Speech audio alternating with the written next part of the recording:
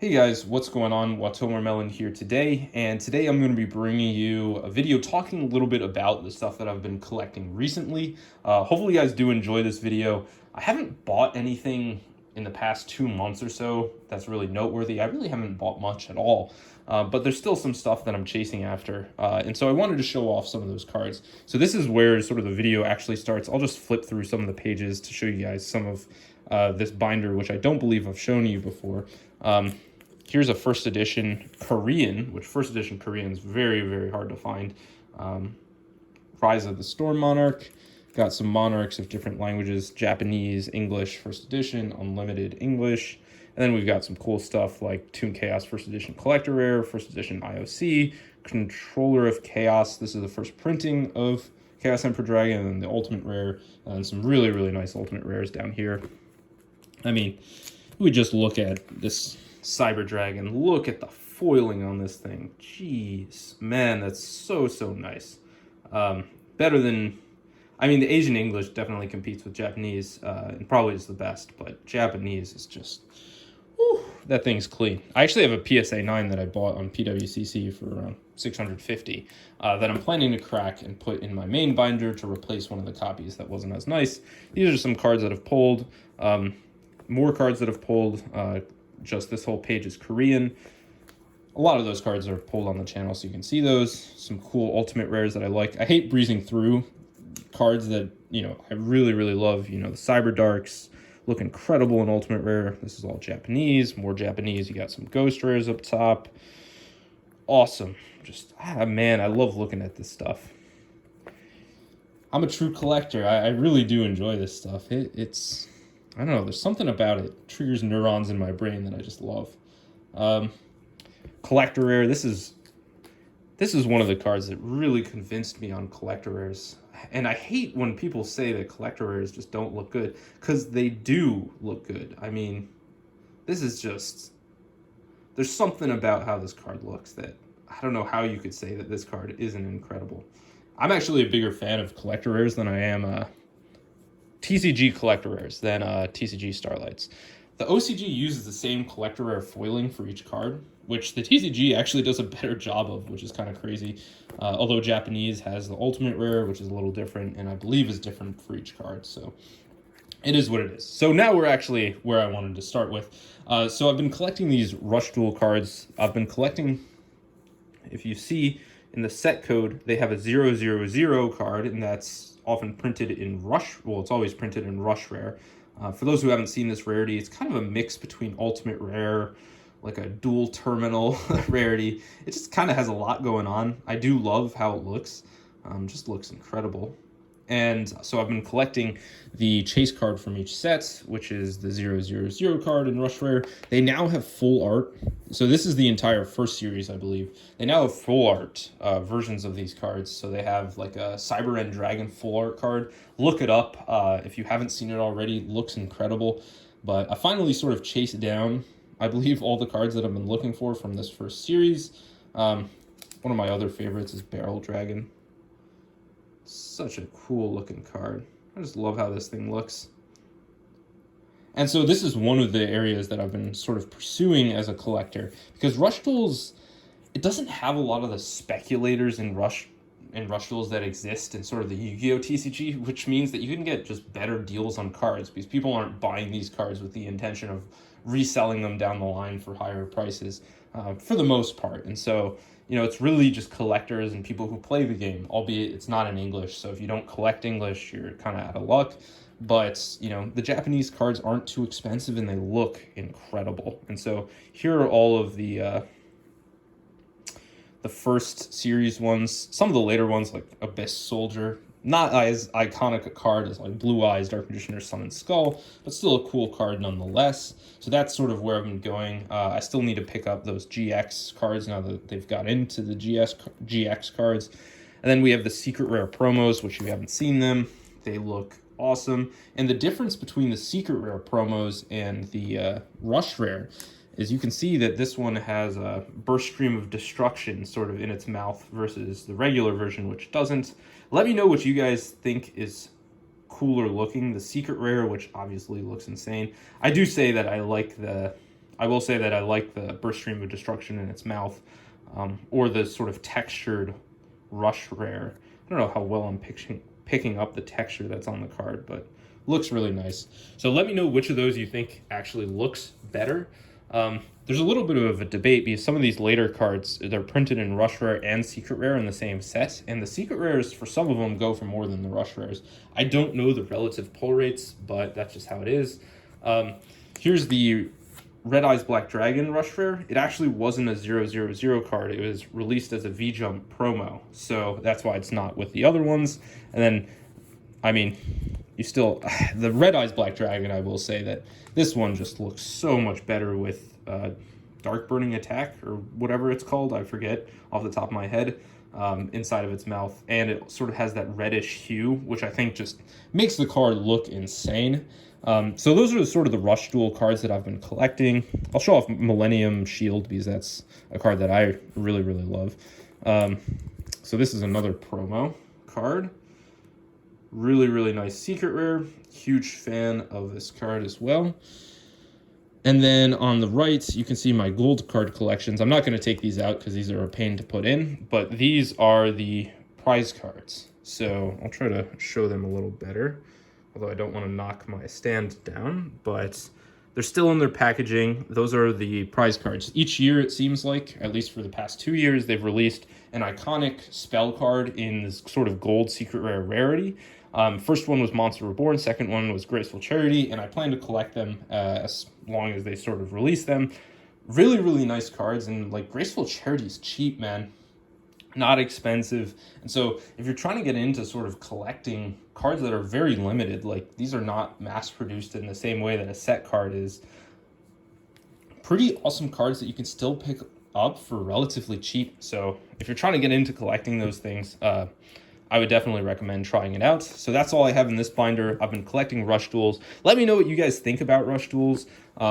And, you know, if there are Rush Duel cards that you think I should definitely check out, that I might not have checked out.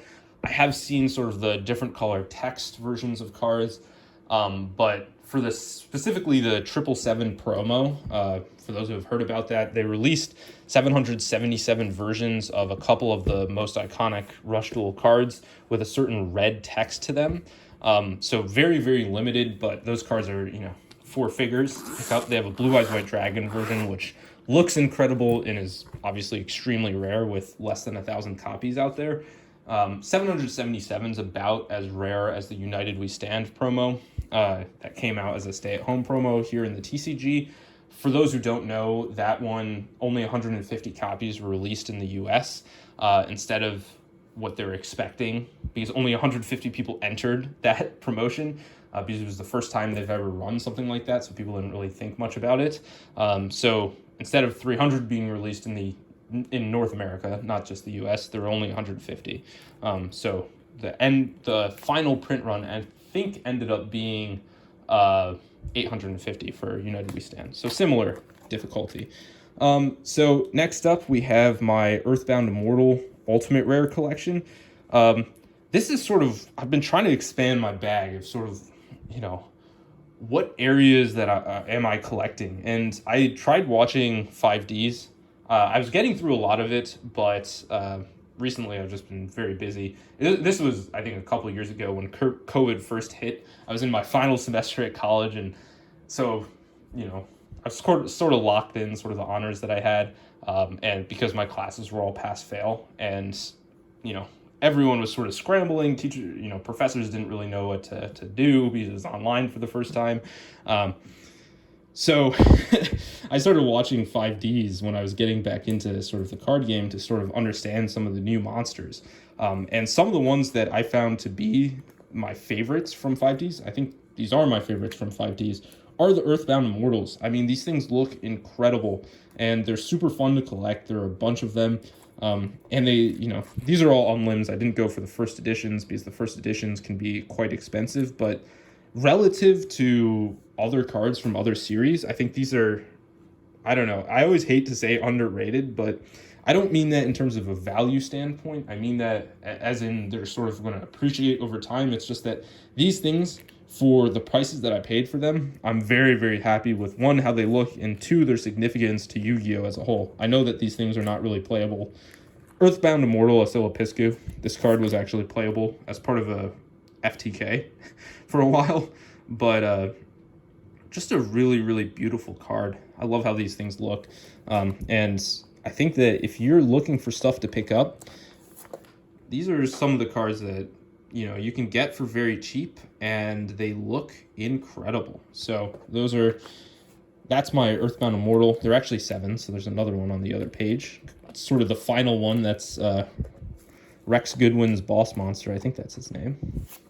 But this one is just, oh my goodness, look at how that thing looks. The foiling pops. It's just an incredible card.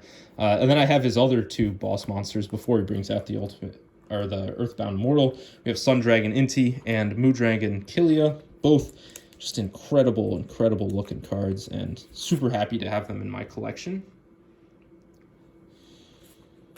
Next up, we have just some, I don't know what I was really doing with this page. They look really cool. These are sort of the Princess Kuran, Princess Pikaru, and then Elemental Mistress Doriado. All these are Unlim Ultimate Rares. The first editions can get quite pricey, but as you guys know, I've been sort of switching over to Unlim for anything that's outside of my main binder. You should check that video out. If you just click, it should be in the description below, but if you click on my channel, it should be the first video that pops up. But outside of that binder, I just am really collecting unlimited cards in lightly played condition, usually around there. Then we have sort of the Nordic gods up here. We've got Thor, Loki, and Odin. Beautiful, beautiful cards. The foiling looks incredible on them. Light End Dragon. I always felt that this card was like, it's really, really cool. And I don't know, I feel like it's an unsung hero because it wasn't as iconic as Dark Armed Dragon, but Light End Dragon's really, really cool. Explosive Magician. No real significance to Explosive Magician. I just think that it looks awesome. Kind of like a Dark Magician looking card, an ultimate rare, and it has kind of a white color scheme to it, so I think it looks incredible. So I picked up 3 of those in ultimate rare. Divine Neos, I've shown this off on a different video. This was very, very cheap when I picked it up in Unlim. And then we've got some other cool looking cards. This is one that just looks, it kind of reminds me of the old art style. It's a lot darker. Not, you look at this and then you look at a new card. It doesn't quite fit the build. Although you still have cards like the Dark World cards, which this is an incredible one. Shout out to Cardboard Collector, who's put me onto the Lantinum, I think. Yeah, beautiful looking card. And then Volcanic Doomfire I love. You guys already know about my love for Garlandolf. And then we have Divine Grace North Wemco. Another cool looking card. Over here we have just some random ultimate rares. Montage Dragon is played in the first 5Ds episode by, I forget his name. He's the policeman in that show. And then we've got Submarine Roid, Stormwind Dragon, and then on this side, I did try to watch a little of Zexal. It's kind of meant for kids, so it's something that I could like put on while I was working from home, stuff like that. But Galaxy Eyes Photon Dragon, absolute banger. You saw in my other binder, I had another Leviathan Dragon. Really, really cool card. And then Utopia Ray, Ghost Rare. And then I have just some other ultimate rares that I really like from Zexal. We've got Utopia Ray. Can't get that out easily. But we have Utopia. This is the OTS 17 printing ultimate rare. Pretty cheap card. Very, very beautiful card. And so I picked that one up because Utopia, for whatever reason, never got a high rarity printing until, the Astral version, Battles of Legend Armageddon, which is extremely expensive, but it got this ultimate rare printing and a collector rare printing in quick succession, and this is very cheap, and you guys know I love ultimate rares. The collector rare actually sucks. I know I said I love collector rares. Actually, no, that might have been in a previous recording of this video, but I do love collector rares. But the Utopia version of the collector rare sucks. The ultimate rare is way, way better. And then here, I'm still trying to put together some stuff. So I have, as you can see, some secret rares on the left. these D-Boys, because I already have a playset in my different binder, I might replace them. Tardy Orc, super, super cheap, but very cool looking secret rare. I think it's like under $1 for this thing in first edition. It's kind of surprising how some of the mid-era stuff, like I think this is Galactic Overlord as a set, the first edition secret rares are dirt cheap. It might be because they're just in very high abundance, but I think they look quite nice and they're very collectible in my opinion. Then we have multiple piece golem. So I've been picking up some of those for my collection. That's part of what I'm collecting. If you guys have any suggestions for sort of mid-era cards or like late 5Ds, stuff like that, I don't really know much about those sets. So I'd love to have recommendations if you guys have them. I don't know how many people are still watching at 15 minutes in. And then we've got Level Limit Area A, Ultimate Rare, love that card. And then we've got Time Machine, another card that Cardboard Collector put me onto. I don't know if he'll watch this far in the video, but thank you for putting me onto this. This thing looks absolutely insane. So I have a playset of that. Out of, I think it's Crossroads of Chaos. So, very cool looking card. I think that's all I have. And then I have this Greed Grotto. Another very, very cheap card out of Ancient Prophecy that has Pot of Greed on it. So, this is one that I'll just throw it right here and then sort of find a better place for it later because it's now with the trap cards. So let me know what you guys are collecting. That was just some of it. I still have another binder to show you guys. So 16 minutes in and I'm still going. So much stuff to show. All right, and then this final binder, I'll make this one quick, but I just get too excited when I'm showing off cards. We've got some collector rares. You guys, I think, have seen some of this. So we have the Queen's Knight, King's Knight, Jack's Knight. You guys saw those ultimate rares in the other binder, I believe. I don't know if I showed them. I'm blanking completely. Did I not show the King's Knight, Queen's Knight, Jack's Knight in here? I mean, I don't know if you guys are still watching. It's 17 minutes in, so I don't feel bad about sort of showing off the thing. I don't think I did. I didn't show this part. Okay, well, I missed it completely, so I have Trishula right there. And then I have the King's Knight, Queen's Knight, Jack's Knight that I'm putting together. I still need to finish this off. I don't know how I missed that. Did I miss other pages? I just flipped right past it. Oh, well. That's kind of weird, but there you go. This is why you stay until the end. And then finally, we have the binder that I was showing. So I have more collector rares. You guys have seen collector rares already. You guys know I love them. You got Arcana Triumph Joker, Joker's Knight, Puro Bower, Scapegoat, Rescue Rabbit. Some really fun stuff. Another Vanaminaga. Some Ursartic stuff out of Ancient Guardians. Snake Rain's always fun. Torrential Tribute. Alistair, the Invoker of Madness. Very cheap card. And then moving on, this is kind of the crux of the video. Besides the Rush Duel stuff, 18 minutes in, I've still got bangers. So we've got Book of Lunar Eclipse, Starlight Rare. I don't really, chase after Starlight Rares. And I'll say I told you so, although I'm sure many of you guys already knew. The Quarter Century Secret Rare is basically a Starlight Rare with the watermark. I told you guys, watch out. It's going to be the same thing, just like they did with the 20th century one. Or the 20th anniversary, excuse me. And they did it. And now you're going to see that these Starlight Rares, I would assume, are going to depreciate because anyone can get one of these 25th anniversary rares or quarter century secret rares, whatever you want to call them, for cheap. So, it's great that it's accessible, but if you've been investing in Starlight Rares, oof. Here's actually an English Leviathan Dragon out of Brothers of Legends, along with a Japanese Astral Utopia, because the English one costs an order of magnitude more for effectively the same card. Very, very cool looking card. And then where I wanted to get early on in the video, but I guess I've already shown most of these, so it's not a huge problem, are these prismatic secret rares from Japan. And these things are beautiful and a lot of fun to collect. One of the big advantages is that these prismatic secret rares, the core sets have tons of these things available, like tons of these things. And what that means is that there's a lot more stuff to collect, but the pull rate is much better than Starlight Rares. So they're pretty accessible. Like, for example, I think I picked up this version. I know this is now a playable card, so it's probably more, but I picked it up for like $10. So you can get a lot of really, really cool stuff for not that much money. And so I'm a huge fan of these prismatic secret rares. So that's one of the things that I'm collecting. Not too expensive, and they look incredible.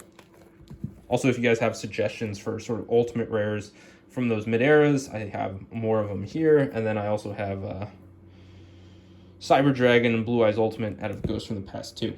But that's that. If you guys do enjoy, make sure to drop a like. 20 minutes in. It's been your boy Watomarmelon, and peace out.